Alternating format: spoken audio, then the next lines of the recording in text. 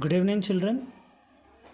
Today, here we are discussing work energy power problems that practice sheet 1 of your advanced level. So, first problem is given like this: a force acts on a 30-gram particle. It means they have given us the mass of a particle as 30 grams. So, if we convert this one into SI system, it will become 30 by 1000 kilogram. Done. And such a way that the position of the particle as a function of time is given. It means position of a particle is changing. Position of a particle is changing with respect to time. Is changing with respect to time. So, and that is given changing with respect to time, and it is given by x is equals to how much? 3t minus 4t square plus t cube, and he has given that x is in meters. It means they have given in SI system only. Done. And t is in seconds. Okay, done. Find the work done during the first 4 seconds. So they have given time t is equals to 4 seconds, and in this 4 seconds what is the work done? What is the work done? So first of all, stick to the basics. We have a formula for work done. What is that?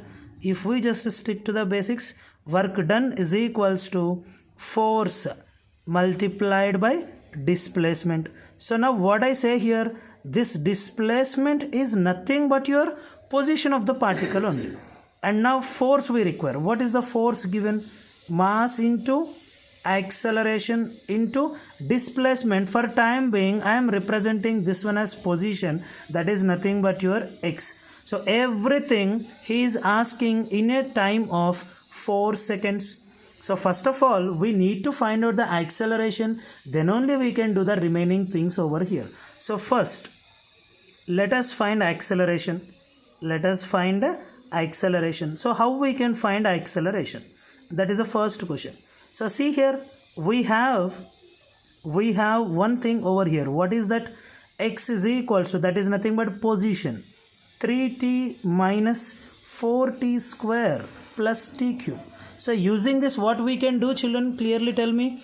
X is equals to 3t minus 4t square plus t cube is your position directly over here. Now let us see, differentiate above with respect to time. Differentiate with respect to time, then we get velocity. So v is equals to dx by dt, that is equals to d by dt of 3t minus 4t square plus t cube, and we get the expression for velocity as t minus 8t plus 3t square directly. This is in meter per second. Again, if we differentiate with respect to time, we get acceleration as minus 8 plus 60 meter per second square. And what did we have? Time is equals to 4 seconds. So at a time for t equal to 4 seconds, we have to find out the acceleration as, so a is equals to 60 minus 8 meter per second square, where time t is equals to 4 seconds. Substituting here, we get 6 into 4 minus 8, that is 24 minus 8 will give you 16 meter per second square. This is your acceleration. Now find the displacement in 4 seconds. So x in 4 seconds. What is the x equation we have? X is equals to, we have, that is 3t minus 4t square plus t cube. 3t minus 4t square plus t cube.